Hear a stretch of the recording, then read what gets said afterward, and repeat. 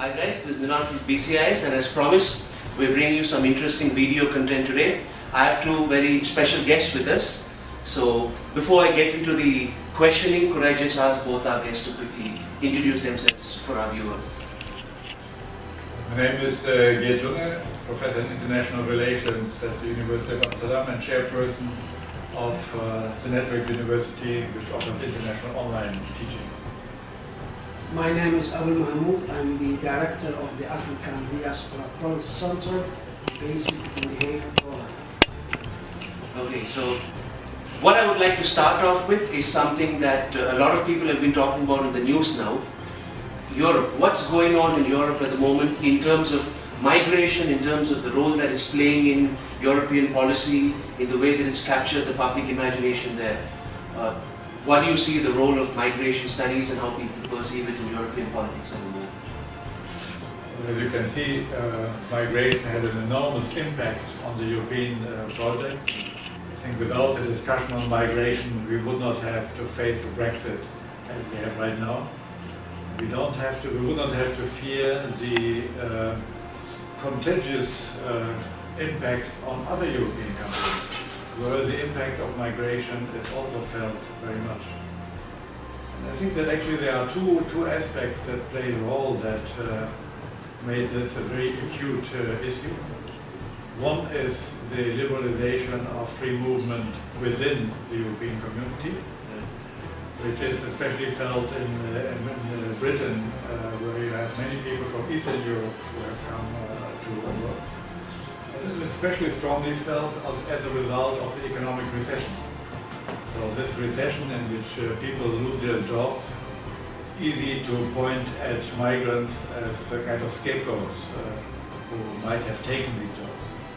I think the other aspect that is very, very important is that the whole migration debate would not be so violent if not a large number of migrants were identified as Muslims, and given what happens in the Middle East and all the violence there, that people are afraid that this violence might also be felt in Europe. So I think that is an additional element that had an impact on the political discussion in Europe. I think on top of that, you could see now the increase of the migrants to Europe also has increased the need to manage. I think there's too much focus on management of the migrants coming to Europe, and then you could see the development cooperation between European countries and also other countries, other continents like Africa, is now shifted to stop migrants. So now there's a limited aid going to the development, but now it's going more to management, and now there's already a very clear kind of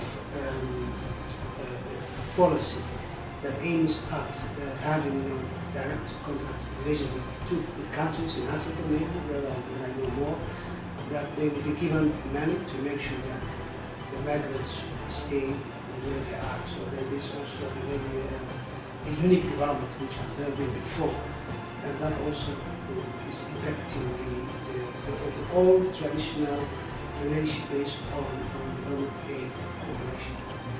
So, where do you see this going forward? The role that the diaspora plays in development, in, let's say, in Sri Lankan context, in reconciliation. So, on your own experience, where do you see the solutions? Where do you see this going? And if you look at it worldwide, we see that there has been a shift that in former times, diaspora was always identified to be the opposition. Right. Of the government. That's why many went abroad. With the increase actually of economic migration, a lot of the migrants don't have so clear political inclinations.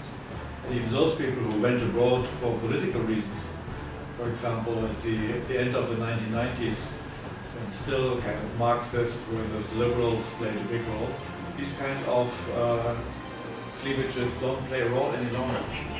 So we have seen that a larger number of migrants have become actually a force of peace. I think that the Diaspora Academy that the African Diaspora Policy Centre has created provides support for these efforts. I think that's true. On top of that, in many countries now, they see diaspora as very important resources outside their own countries. So I think they want us to tap them, the huge resources out there. But there's also a mindset change on both sides, while the governments are trying to create what we call an environment to make sure that diaspora are engaged in development. The diaspora also see themselves what I call the new development actors, that they have more resources in terms of knowledge, education, but also networks. So that I could see a very positive kind of change on both sides. But to benefit from the resources of the diaspora, we also need to put in place policies. We need to also change the local structure of the economy. So I think there is still a huge challenge, but I think there is a positive development that would help to benefit the diaspora. The change has largely triggered actually by the enormous rise in remittances, which are more than twice as much as the total of development aid in the whole world.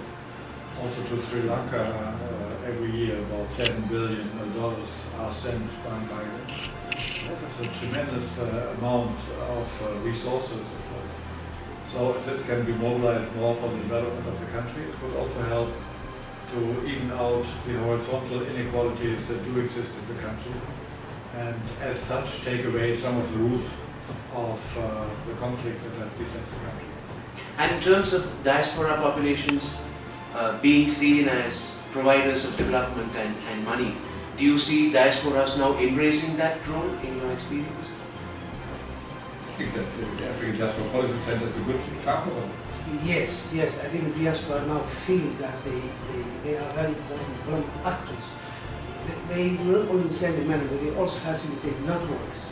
So our colleagues, going back with their local counterparts, going to other countries and then to their home countries, are really setting up their own projects and supporting local NGOs. I think there's already an existing development on the ground where the diaspora have initiatives. I think yes, we could see, and I think we need us governments to realize that diaspora are important actors that to be engaged more and more in the near future.